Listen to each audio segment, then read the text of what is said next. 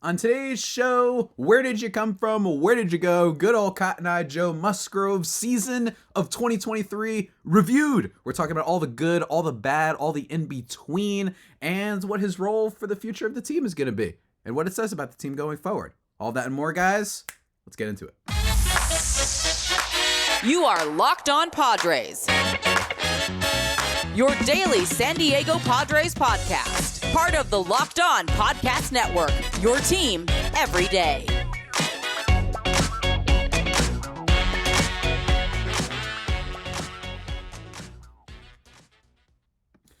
Greetings, ladies and gentlemen, and welcome to an edition of Locked On Padres podcast, which is part of the Locked On Podcast Network, your team every day for Wednesday, November 8th. As always, I am your host with sometimes occasionally, but certainly not always the most, Javier Reyes. You can follow me on Twitter at Javipeno, Javiipeno, or at LO_Padres if you want updates about the show or random Padres tweets, or Locked On Padres on YouTube. We recently passed, 1,200 subscribers?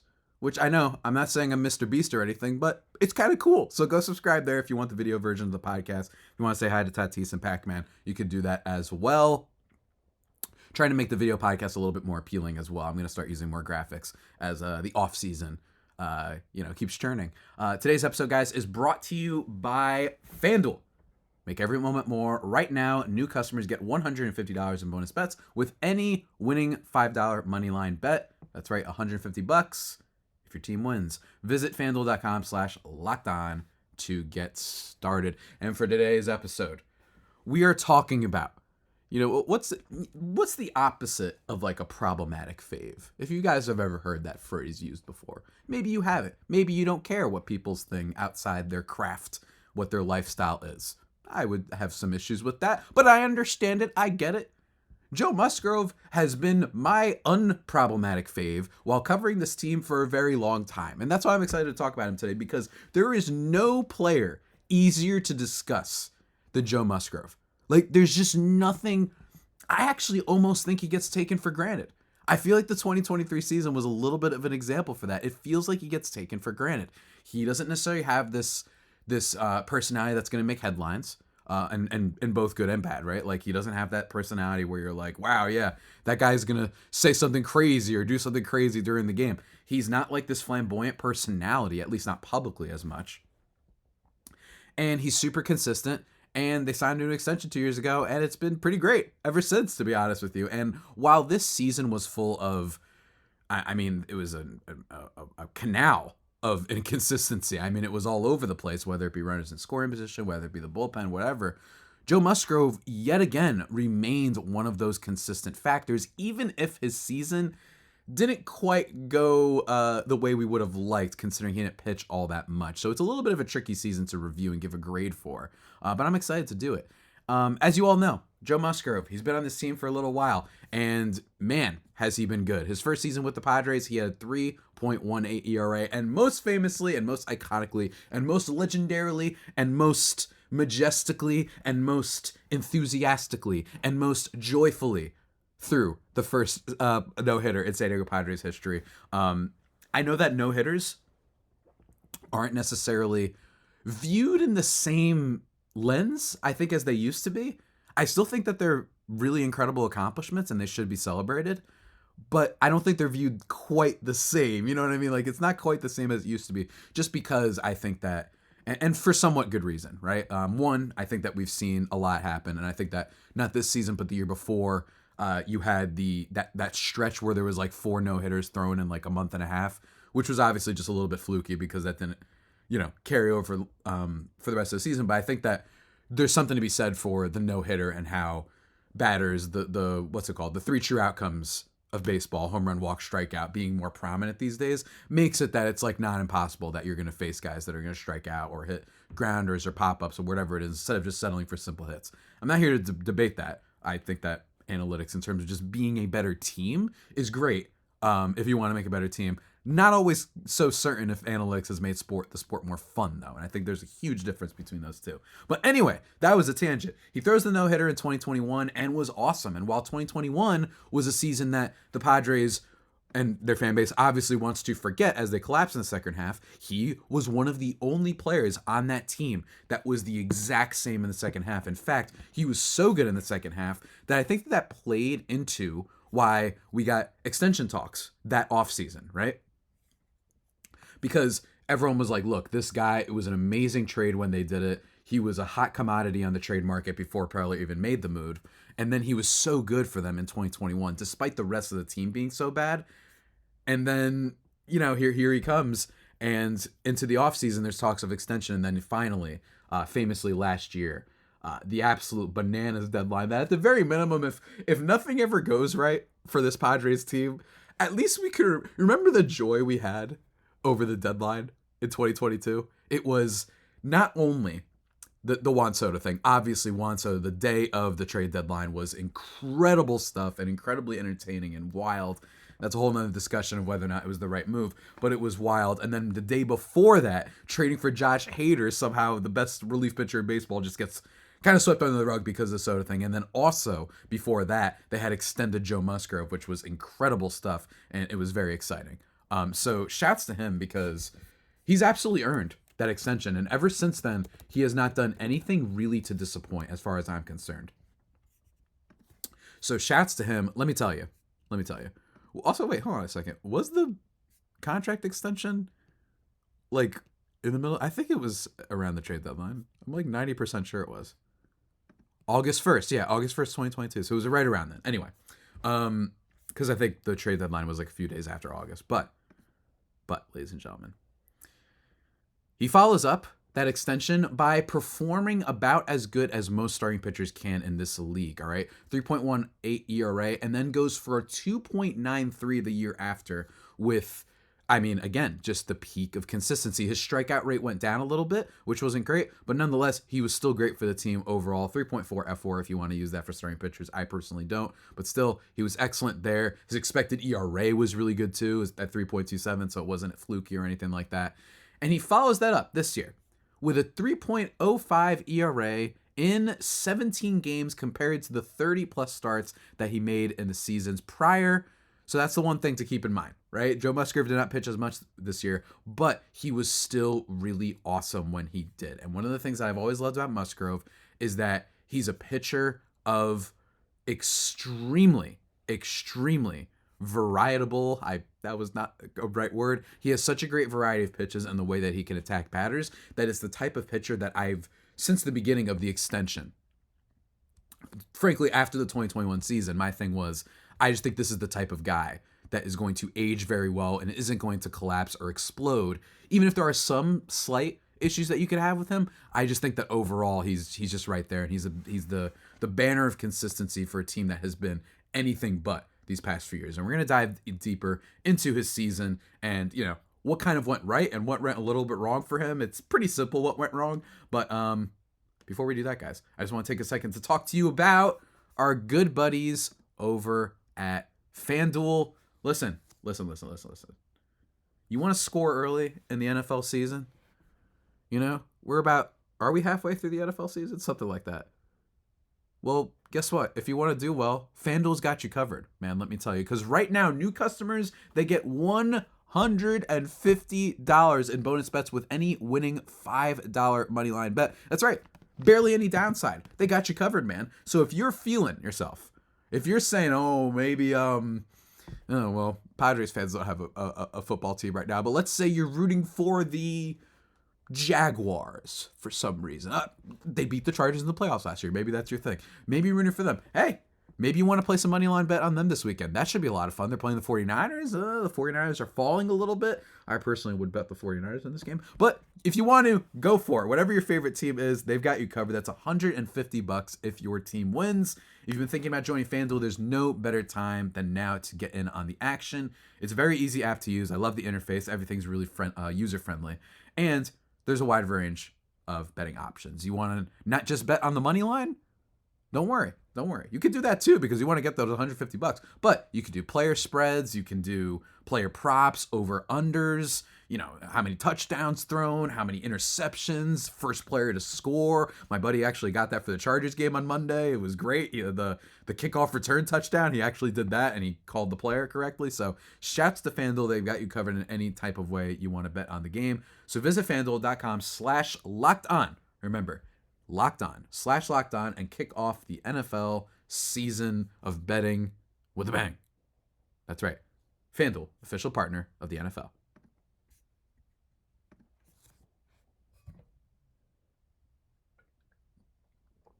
And we are back, ladies and gentlemen, here on the Locked On Padres podcast. Don't forget to go check us out on SiriusXM, the YouTubes, the whatever tubes, the Apple Podcast, whatever. You know what I mean? Just type in Locked On Padres. You'll find me. You'll find me in my stupid face. But anyway, guys, today's the thing. Not today's the thing. Here's the thing with Joe Musgrove's season. I can kind of summarize it a lot. This episode is a little bit like that college paper that you get, where you're asked to talk about some subject you barely know about, and you have to fluff it somehow for another 3 pages. That's kind of what this episode is a little bit. We're just kind of having some good vibes because there's not necessarily anything, in my opinion, that we learned or was troubling in for Joe Musgrove's season, right? Like, I just don't think that there's anything really that happened all that much that's all that surprising, right? He's still an incredible pitcher when it comes to his versatility of pitches. He's got a fastball, 4-seamer. He's got a curveball. He's got a cutter. He's got a slider. He's got a changeup. He's got a sinker. And with the exception of just him using his 4-seam fastball a little bit more than his slider last year, which, by the way, is usually been his number one pitch, at least for the past 2 seasons. Then the year before that was also a 4-seam fastball in 2020. Ever since what made him so appealing in the trade market back in 2020, before the Padres had, acquired him, is that he wasn't really all that effective of a pitcher before that. He wasn't bad. He definitely wasn't bad. Throughout his whole career, he'd been like a steady, capable starting pitcher for the most part, but it was an ERA in the low 4s to mid 4s, right? Every single season. And then he went to Pittsburgh, decreased it to a 3.86, and I think one of the biggest things that happened, right, on top of the fact that he left the curse that is the cheating Houston Astros. Ooh, I'm kidding, of course. That his uptick in the usage of all of his off-speed stuff and the whiffs and strikeouts he was getting on those things is what made him so appealing. If you look at his numbers, his 4-seam fastball got torched in 2020, 324 average against, right? That wasn't great. And same thing for the year before that in 2019, 300 average against. But what you saw happen is that things like his sinker, which batters in 2019 were hitting 361 against, all of a sudden in 2020, they're hitting only 250 against. His curveball that they were hitting, not great against throughout his career, but even still, he lowered that to a 50 average. That's what really started, I think, turning heads, is the fact that off-speed stuff, the curveball as like a put-away pitch, right? As a put-away pitch, in fact, in 2020, 31.7% of the time, it was his put-away pitch. Like, that's what made him so appealing, because he's not a high-velocity guy. And if you're not a high-velocity guy and you're throwing fastballs most of the time, you're probably going to get killed. Welcome to baseball. Shocker. That's what we're kind of in right now, right? But what was so fun about Musgrove is that you saw he just developed a more balanced repertoire. If you look at 2019, it was mostly fastballs. And then after that, fastballs are only 26.9% of what he uses at most. And this year was one of his lowest percentages of using that fastball at just 24.5%. And what's great is even when he was using it, opponents were only hitting 205 against it. So he's actually managed to zone out the fastball just a little bit. And I think that while he doesn't have the velocity, he does have the spin rate. He is able to make that thing move. The vertical movement on it is great enough. Even if it's not like the pitch you want to go to, it's not getting torched. And I think that that's the important thing, because again, if you just look at fastball velocity, he's in the 32nd percentile. It's an average of 93 miles per hour. That's not very good. Maybe in 1980, that would have been amazing, right? Like, he would have been Nolan Ryan if that was the case. But really, that's the big thing with him, is that he was able to make his fastball less hittable, and the rest of his pitches are just so unhittable that while every now and then, don't get me wrong, opponents can slug the crap out of his off-speed stuff, including the curveball, right? Sometimes it hangs a little bit too much in the zone. It just hangs, right? And then players are going to take it out. Now, I would argue that's the case with curveballs in general. That's just kind of the what's the word? kind of what goes with that pitch. That's just what's going to happen sometimes. But he uses it more effectively than almost anyone in the sport. And in this year, while there were some peripherals that went a little bit down this year, for instance, his strikeout rate went down just a little bit. This season, his strikeout rate last year was, if I can find it, where the heck is it? His strikeout rate last year was 24.9%. This year was 24.3%. That's just not enough of a decrease.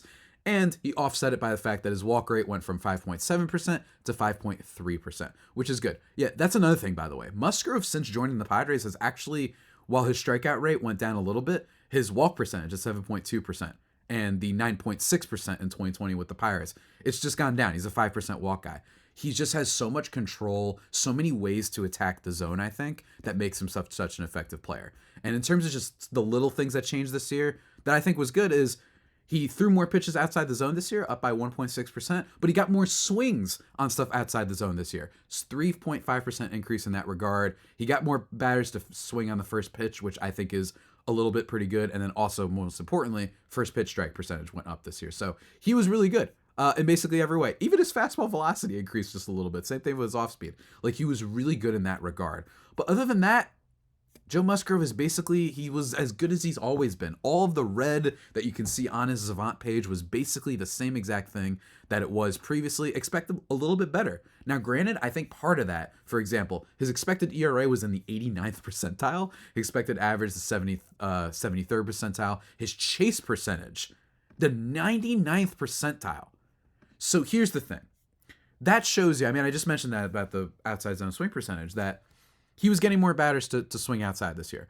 Now, part of that might be just because, like, the extreme degree to which he was good at it, it's not like he was bad at this before, is because he didn't pitch a whole lot this season, right? Like, that's kind of basically sums up Joe Musgrove's season. He didn't pitch a lot. He only pitched in 17 games.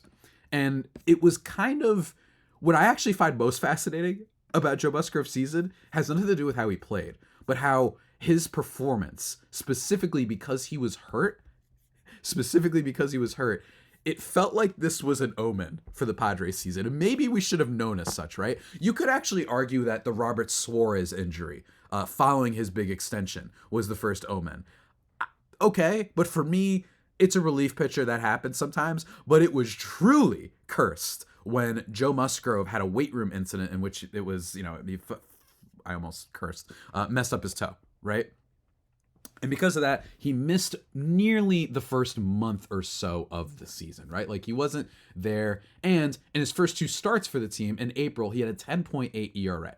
You might remember he got absolutely bombastically bombarded, whatever you want to call it, in that game against San Francisco in Mexico City, right? Like, he gave up six hits that amounted to 7 earned runs. He walked a batter, only 3 strikeouts. He gave up 3 home runs. Now, granted, that wasn't the best sample, obviously, because he just got absolutely killed in that game, that the ball was going all over the place. One of the very few entertaining games, by the way, for the Padres year. If we're being offense, Freudian slip there. If we're being honest, the offense, it was just all over the place. It was like a 14-13 game. It was a football score. I thought it was rad. You know what I mean? I think we should have like a stadium or a game every year, at least maybe one series. It doesn't have to be like every team, where the offense is just going to be nuts. Oh, well, it affects arbitrary. I know, but a lot of things do. A lot of things are going to do. What about injuries? What about pitchers who are bad? Whatever.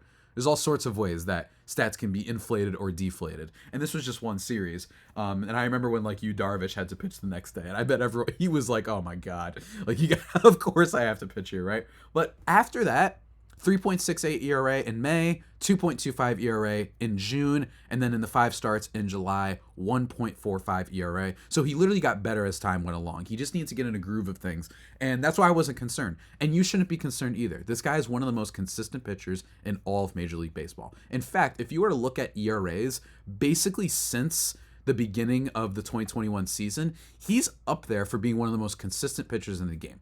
Now, he doesn't have the best ERA. If you look at the best overall ERA since 2021, it's Jacob deGrom with a 2.03. But he's also only pitched in 32 games. Jeffrey Springs, 2.43 ERA. Shouts to Tampa, by the way. But has only pitched in 28 games. Justin Verlander's a pretty obvious one in there. 55 games, he's got a 2.45. But if you look at some of the other players here, like Clayton Kershaw, right? Clayton Kershaw has been really consistent. I know that the Padres fans like jumping on him for understandable reason.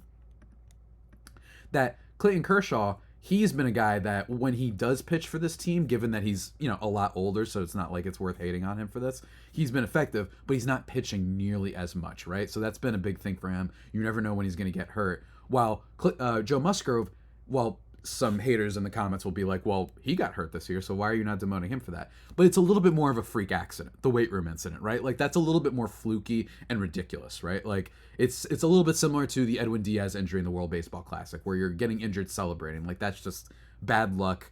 And again, another team. We really were the exact same as the Mets, weren't we? We really were. For them, it was Edwin Diaz. For us, it was Joe Musgrove. Like, obviously, the Musgrove injury was less bad because he only missed like a few starts. But even still, like, just a bad omen. You've got Shohei Ohtani up there, Walker Buehler, Lance McCullers has actually been pretty good for the Astros, but of course, he never pitches, right? Kodai Senga, he actually has been very good, but it was only this year, right? So when you look at some of the other pitchers in the league, Julio Urias, 3.07 since 2021, but he was awful this year when he actually did pitch. 4.6 ERA, totally spiked, and now his free agency is going to be interesting. And then you have Joe Musgrove over at 19th. But if you consider all those things I mentioned about how other pitchers that are above him haven't pitched in nearly as many games, Joe Musgrove's really up there in terms of just consistency. When he pitches, he is great. Max Fried, Shane McClanahan, what's his face? Julio Urias. Some of those guys have been a little bit off base. Corbin Burns this year wasn't very good.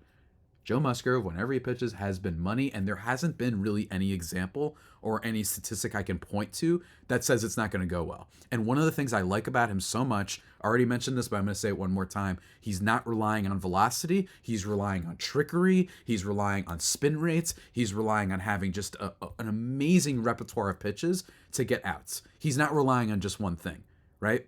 Even to an extent as Yu Darvish is the same way, where he has a lot of pitches. But Darvish also is a strikeout, like, heavy machine. That's kind of what he's known for. He's trying to throw that fastball pretty hard. Well, Musgrove's like, whatever, this is just the pitch that I used to maybe get a strike one to start the at-bat, and then I'm going to wipe you out with a sinker and slider to end it. So that's why I love so much about him. He's just always there. Always there, ladies and gentlemen. And I think that his season is a nice little reminder of, in my opinion, something that Padres fans should consider as we head into free agency. What should they consider? Well, we'll talk about it in just a second, guys, as we close out this podcast and give my letter grade for Musgrove's season in just a second after a few words from our sponsors.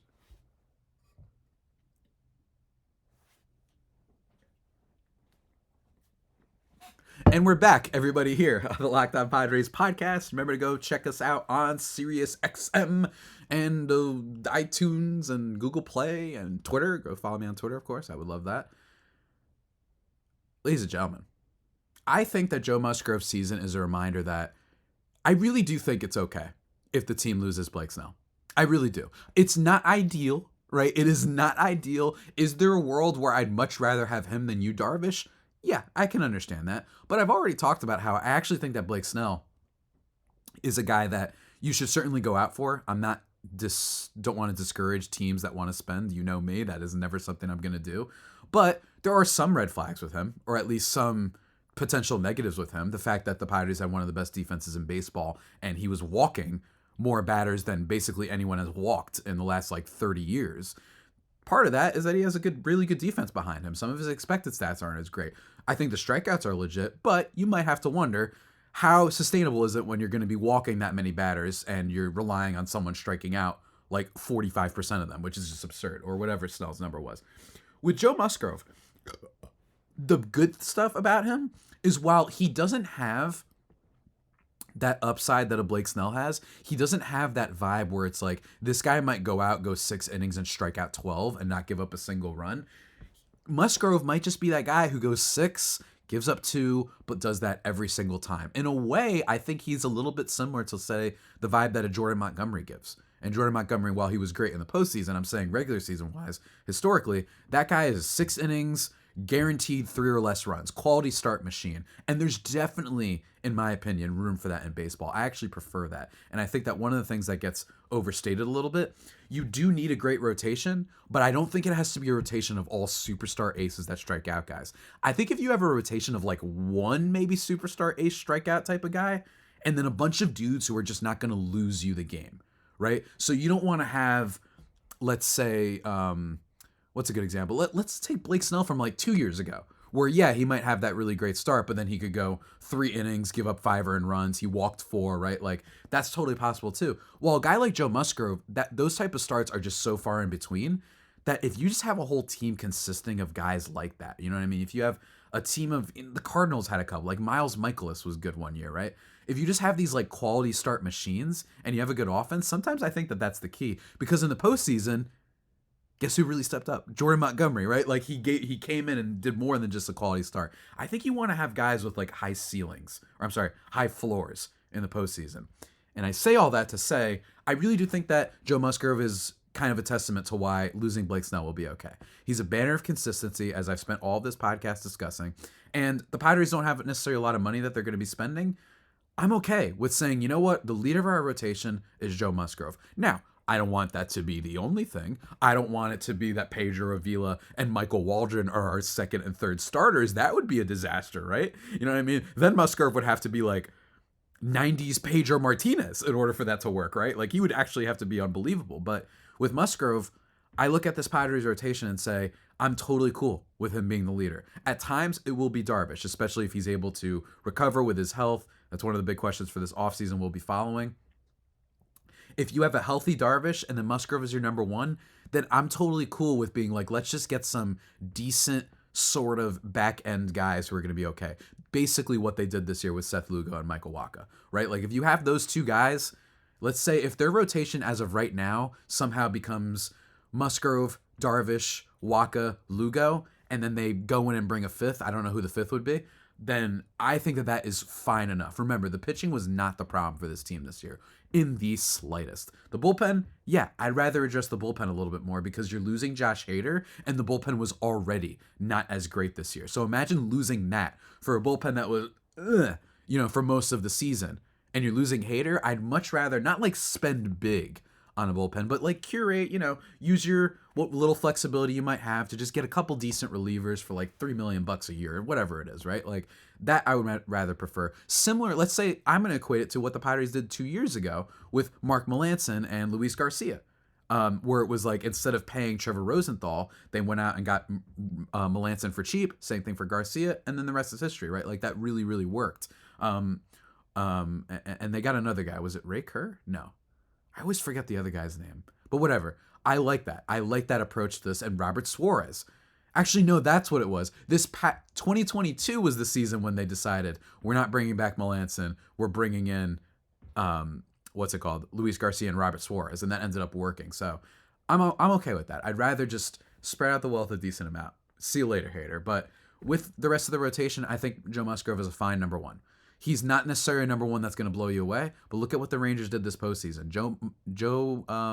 Jordan Montgomery was basically their number one, and they had Nate Eovaldi, right? Like, I think those guys are really quality pitchers, but I don't necessarily think they're all that much better than Joe Musgrove, right? So if you have those, and then you have some decent depth, I think that that's enough, especially with the amount that you're paying to this offense and the amount you gave up for this offense. You just have to hope that this offense is going to be better, and Musgrove is going to be there to hopefully carry the load and just always be there and always give you a chance to win. He's a San Diego native, right? Like, love that so much. The coffee shop that his family owns, or I think it's his family owns, right? Like, just really, really cool. So yeah, I mean, there's not much else to say about the guy. I think that I give his season as a total a B+, because he wasn't available for most of it. Now, that's not his fault, and I think that it's worth pointing out that the start of it being with the toe injury is really rough, right? Like, that's just kind of like annoying. And obviously I haven't talked enough about his injury that ends up happening a little bit later on, but still, he gets shut down for the season with right shoulder inflammation. That's not like a crazy injury that I'm super duper worried about. It's definitely frustrating though, especially when it happened after the trade deadline, right? Like, for you to do all the stuff at the trade deadline, that was really rough, for it to just be like, of course. And then, right, it's almost like they hate us. It's like the universe hated us. Now, don't get me wrong. You can't be mad at the universe as much, because the team had plenty of ample opportunities to not suck with runners in scoring position this year. I'm looking at you, Bogarts and Machado and Tatis and Cronenworth and Grisham and Kim to an extent, right? Like, I'm looking at those guys. That was the true story of the season. But the Musgrove thing, this was just a season of a lot of bad vibes, and it really wasn't his fault. Again, inflammation. Hopefully he's going to be okay, heading into next year.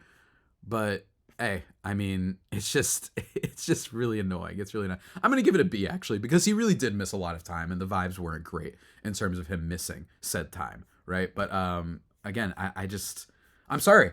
Guys, I don't have too much more to say about Joe Musgrove. He's always there. He's super steady. And while, yes, he became the poster boy for dumb baseball fans 2 years ago in the playoffs against the Mets, where, and again, this is what I'm talking about when I say analytics ruin the sport. It's not that it makes your team worse.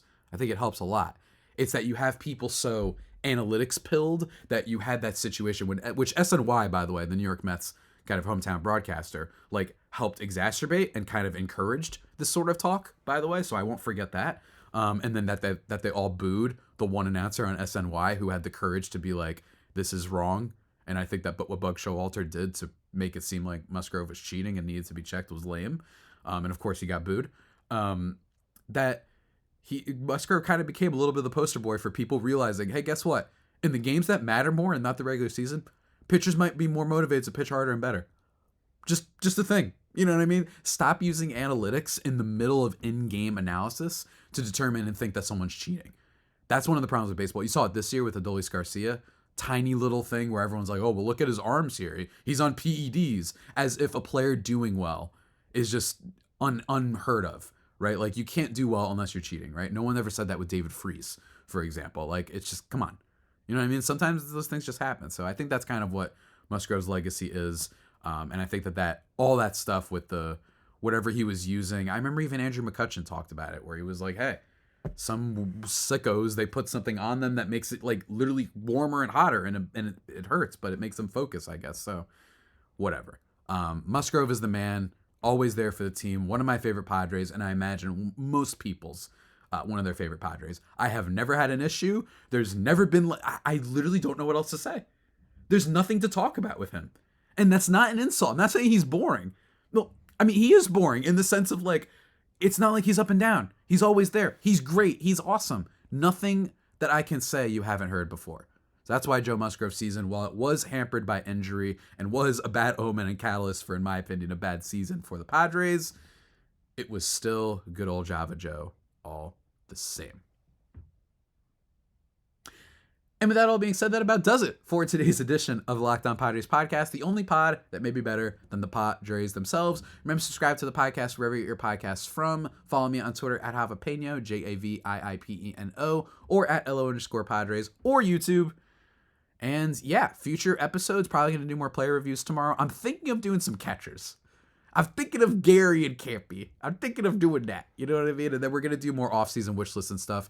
Next week, obviously, you can look forward to when Blake Snell is announced as the National League Cy Young winner. That should be a lot of fun. And probably imminently, according to the San Diego Tribune, we're going to get an announcement about who the Padres' next manager is going to be. That's what it sounds like, according to Kevin Acee. It's down to like 3 people, from Benji to Schilt to Flaherty. So that should be fun. And look and make sure to subscribe to the channel, because I'm planning on doing a live show for one of those, just to potentially you guys tune in, and ask your questions live on the show. I think that'll be a lot of fun, especially for breaking news. So stay tuned for that. But until next time, stay safe. And of course, stay faithful. My Friar Faithful homies, take care.